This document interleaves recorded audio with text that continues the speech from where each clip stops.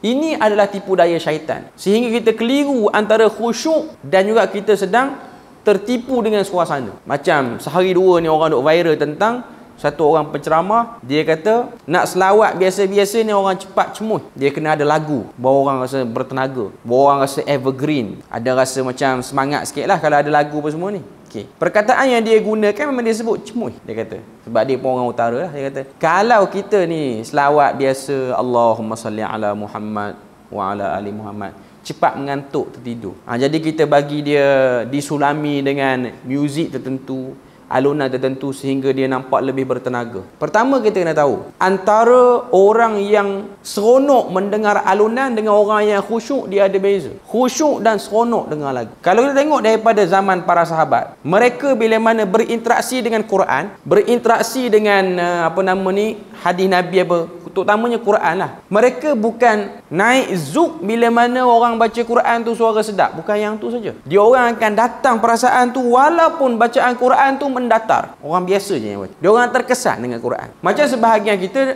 dia terkesan dengan orang tu suara sedap. Kalau orang tu suara tak sedap, dia tak terkesan sangat. Okay. Maknanya kita terkesan, kita bukan sedang khusyuk tu. Kita sedang seronok dengar lagu dia. Seronok dengar lagu. Okay. Sama juga dengan selawat. Bila mana kita selawat, selawat yang disulami dengan alunan muzik ke, alunan ton lagu yang tertentu, makam tertentu, kita seronok mendengar ton itu dialunkan. Macam orang baca Quran dengan tarannum, dengan orang baca Quran tanpa tarannum. Yang orang-orang kita dulu ni suka pergi berkumpul, saya tak tahulah di utara ni, kalau di Pantai Timur ni, dulu zaman saya sekolah rendah dulu ni, dia ada kumpul rumah orang tertentu. Sebab saya ni duduk di kawasan Felda, kumpul rumah orang tertentu, biasanya rumah Tok Guru mengaji lah. Tok Guru mengaji zaman dulu, dia bukan hanya mengajar baca Quran, termasuk antara ilmu sampingannya dia akan ajar lain ilmu tarannum, dia akan ajar. Yang belah Pantai Timur lah, dia ajar tarannum. Okay. Jadi ramailah anak-anak murid dia ni pandai juga bertarannum. Jadi ada malam tertentu 2-3 bulan sekali dia akan kumpul duduk kat rumah buat makan, pasal lampu pun banyak pada malam-malam lain, rumah tu jadi cerah, ramai orang berkumpul. Maka setiap anak murid yang hebat, termasuk Tok Guru sekali, dia akan baca Quran dengan tarannum, pasang mic. Sebelum ni tak pasang mic, pasang mic. Ramai orang datang. Dia macam ada satu keramaian lah malam tu. Orang datang, ada orang bawa makanan apa semua.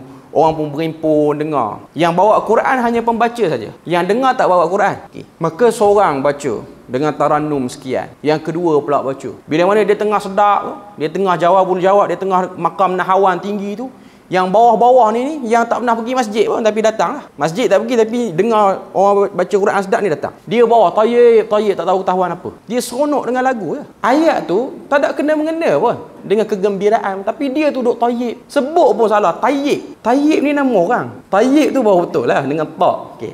Cuma nak kata dia seronok, baca dengan seronok. Lepas pada tu selesai. Dia tak tahu pun apa yang ayat tu baca. Sebab zaman dulu itulah disangka majlis ilmu Quran. Sebab zaman dulu kemampuan guru-guru dulu dia lebih kepada ilmu tarannum. Lepas selesai tarannum tu dia tak boleh lah nak elaborate ayat ni menceritakan tentang apa, dia tak cerita dah. Orang hanya tunggu tempat makam sedap, tempat orang tarik sedap sampai keluar urat apa semua ni, sampai muka dah merah apa semua ni. Lepas tu nanti lepas pada tu tunggu gulai apa, makan nasi apa, selesai. Okay, saya nak sebut sini. Okay. Ada orang dia pergi kubur, dia syok di kubur. Di masjid dia kurang syok. Dia dengar qasidah dia lagi syok. Tapi kalau pembacaan hadis dia kurang syok. Okay. Itu ialah minat dia kepada tone. Dia sama je dengan orang yang pergi dengar muzik, dengar lagu, dia seronok dengan lagu tu. Dia syok dengan lagu tu. Sebab tu kalau tuan-tuan ingat dululah waktu era muzik rock ni mula naik di Malaysia ni tahun 80-an 90-an ni, sehingga bincang dalam parlimen nak kena buang unsur rambut panjang apa semua ni, sampai buat upacara gunting.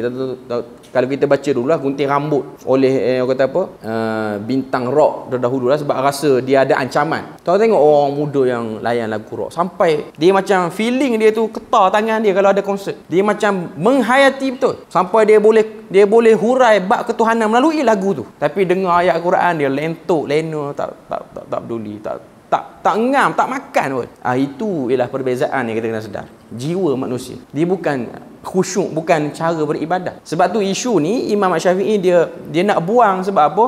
Sebab ada orang tertipu. Berdoa di kuburan lebih baik, lebih memberi pembukaan Tuhan berbanding berdoa tempat lain. Sedangkan Nabi anjurkan memperbanyakkan berdoa itu di masjid ataupun salat sunat itu di rumah. Itu lebih baik.